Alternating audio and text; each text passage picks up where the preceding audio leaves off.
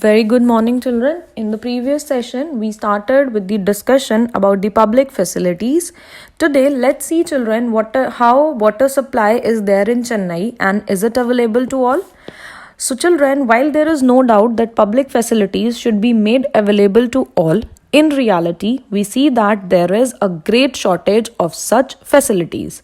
In the rest of this chapter, we will read about the provision of water, which, as we have seen, is a public facility of great importance.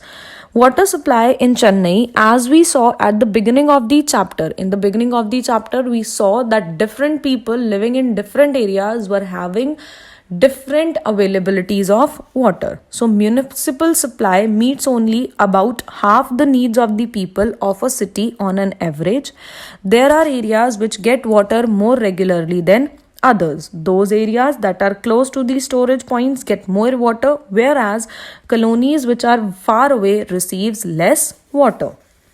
Then the burden of shortfalls in water supply falls mostly on the poor because they cannot afford buying water from the market. The middle class, then faced with water shortages, are able to cope up through a variety of private means such as digging bore wells, buying water tankers, and using bottled water for drinking.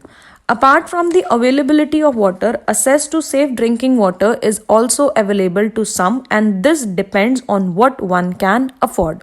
Once again, the wealthy have more choices thanks to the blooming market in the bottled water and water purifiers. People who can afford it have safe drinking water, whereas the poor are again left out due to the lack of resources.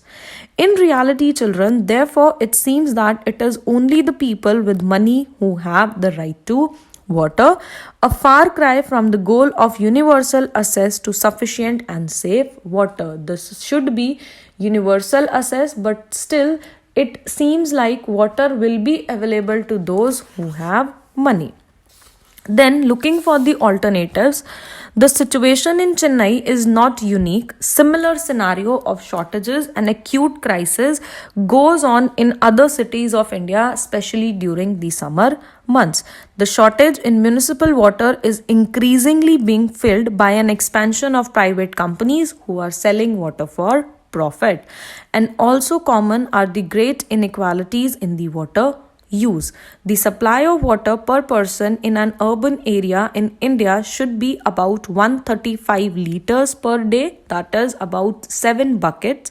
This is a standard which is set by the Urban Water Commission, whereas people in slums have to make do with less than 20 liters a day per person, that is just 1 bucket. People living in luxury hotels may consume as much as 1600 liters, that is 80 buckets of water per day. So there is huge difference, huge inequality in the consumption of water. Then a shortage of municipal water is often taken as a sign of failure of the government.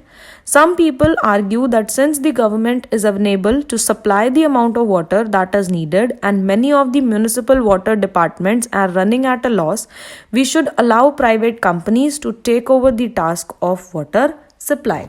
And according to them, private companies can perform better. Considering the following facts, like throughout the world, water supply is a function of the government. There are very few examples of private water supply. Then, there are areas in the world where public water supply has achieved universal access.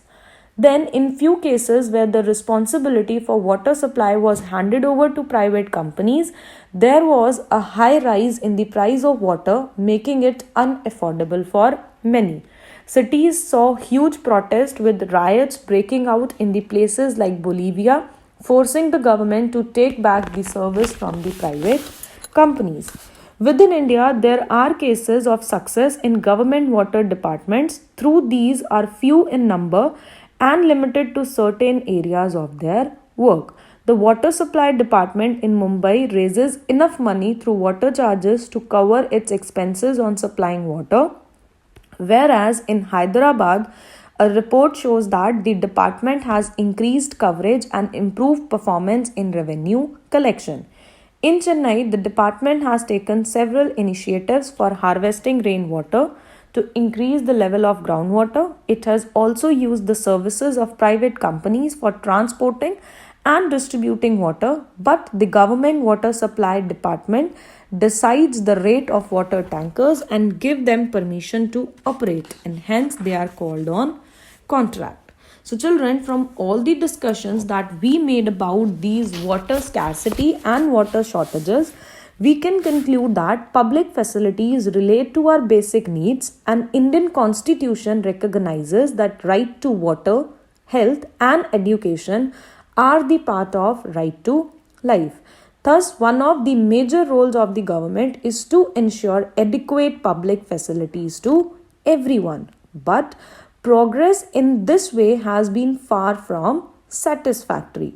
There is a shortage in supply and there are inequalities in distribution.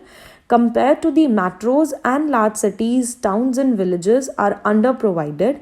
Compared to wealthy localities, the poorer localities are underserviced. Handing over these facilities to private companies may not be the answer. Any solution to take account of the important fact that every citizen of the country has a right to these facilities, which should be provided to him or her in an equitable manner, because being a citizen of India, it is the right of every person to get equal facilities and get treated equally.